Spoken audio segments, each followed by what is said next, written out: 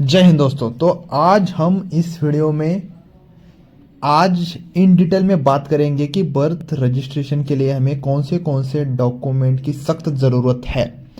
तो one by one हम जो 7-8 डॉक्यूमेंट्स है वो वन बाय वन हम क्लैरिफिकेशन देंगे उसके रिगार्डिंग, और आपको ये इन्फॉर्मेशन देंगे कि ये डॉक्यूमेंट अगर नहीं होगा, इनमें से कोई भी डॉक्यूमेंट अगर नहीं होगा तो आपको बर्थ रजिस्ट्रेशन करने के बाद जो आपको बर्थ सर्टिफिकेट मिलेगा वो मिलने के चांसेस बहुत कम है।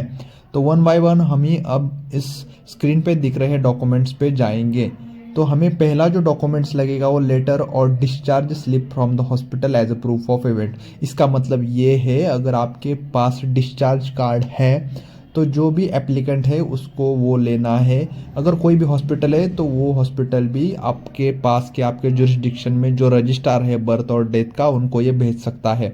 दूसरा है एफिडेविट और सेल्फ डिक्लेरेशन डॉक्यूमेंट।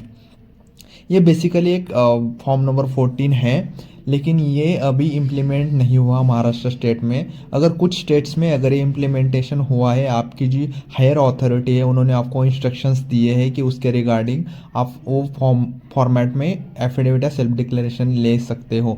तीसरा नंबर है फॉर्म नंबर 1। ये फॉर्म नंबर 1 बेसिकली जो महाराष्ट्र का जुरिस्डिक्शन है वहाँ पर ये इम्प्लीमेंट होगा।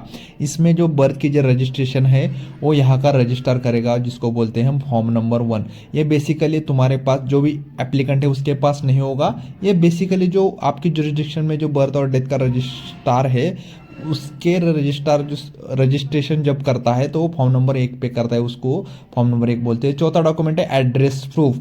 इसमें आपके जो गवर्नमेंट के जो 18 डॉक्यूमेंट्स जो भी प्रिस्क्राइब किए, like for example Aadhaar card है, बैंक पासबुक है, आपका वोटर आईडी, जो भी आपके एड्रेस का मेंशन किया है वो ऑफिशियल डॉक्यूमेंट आप सबमिट करने पड़ेंगे।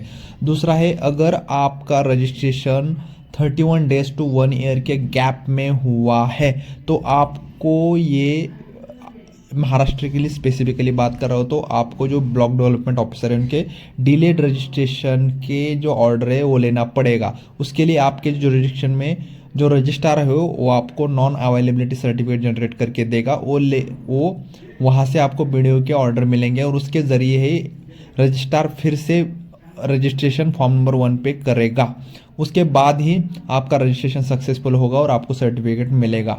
बेसिकली इसकी जो फीस है वो 5 रुपये है फॉर 31 डेज टू 1 ईयर के गैप में। अगर आप डिलेड रजिस्ट्रेशन करते हो बर्थ का तो आपको ये ऑर्डर लेना ही पड़ेगा, और साथ में जो ₹5 ही है, जो 6 नंबर का पॉइंट है, वो आपको 6 रुपीज़ की फ़ी भी पे करनी पड़ेगी। ध्यान रखिए, अगर आपका रजिस्ट्रेशन 31 डेज के बेहतर नहीं हुआ तो आपको दिक्कतें बढ़ने वाली है। तो इस बेसिकली आपको इट्स योर ड्यूटी कि आप बर्थ का रजिस्ट्रेशन है वो 31 डेज के अंदर करिए, नहीं तो 31 डेज टू 1 ईयर के गैप में जो वीडियो के ऑर्डर लगेंगे रूरल एरियाज में और अर्बन के लिए वहाँ का जो चीफ ऑफिसर है उनके ऑर्डर लगेंगे, और आफ्टर 1 ईयर आपको तहसील जाना पड़ेगा, आपको चक्कर काटने पड़ेंगे और आपको परेशानी भी बहुत ज़्यादा होने की संभावना है। तो अगर आपको ये सब डॉक्यूमेंट्स रजिस्ट्रेशन फिलहाल जो कि हम उसी के बारे में आप डिस्कस कर रहे हैं, तो आपको रजिस्ट्रेशन के लिए ये सब डॉक्यूमेंट्स देने पड़ेंगे 31 डेज में। क्या तो इट्स वेल एंड गुड, आपका सर्टिफिकेट 7 डेज में रजिस्ट्रार आपको दे जाएगा। 7 नंबर का पॉइंट है डॉक्यूमेंट्स ऑफ पेरेंट्स। अगर ये बर्थ का जो इवेंट है वहाँ पर आपके जो माँ बाप के हैं उनके भी डॉक्यूमेंट्स आपको देने पड़ेंगे। और दूसरी बात ये है कि 7 नंबर का पॉइंट है, इसमें ये दिया है कि additional document in support of claim. तो अगर आपको रजिस्ट्रार ने कुछ उसको दिक्कत हुई तो एडिशनल डॉक्यूमेंट्स भी मांग सकता है, जैसे कि जो उसको सही लगेगा वो डॉक्यूमेंट्स वो आपको मांगेगा, तो आपको ऑथराइज फॉर्मेट में देने हैं। अगर ये सब जो लेटर ऑफ डिस्चार्ज कार्ड, ये सब 7 to 8 डॉक्यूमेंट्स है वो आपको अगर आपने स्पेसिफिक पीरियड ऑफ टाइम में दिए तो आपको बर्थ सर्टिफिकेट ज़रूर मिलेगा। अगर आपको कोई भी दिक्कत हो, डिलेड हो रहा है, रजिस्ट्रार डिले कर रहा है, तो आप हायर अथॉरिटी को जाके अपना एप्लीकेशन दे सकते हो, वो तुरंत एक्शन लेंगे और आपका सर्टिफिकेट आपको जो रजिस्ट्रार है वो इशू करेगा। लेकिन ध्यान में रखिए ये चीज़ महत्वपूर्ण है कि आपका बर्थ चाहे डेथ का हो या बर्थ का जो इवेंट है, अगर वो घटना घटने के बाद आपको तुरंत रजिस्ट्रार के पास से रजिस्ट्रेशन करना पड़ेगा।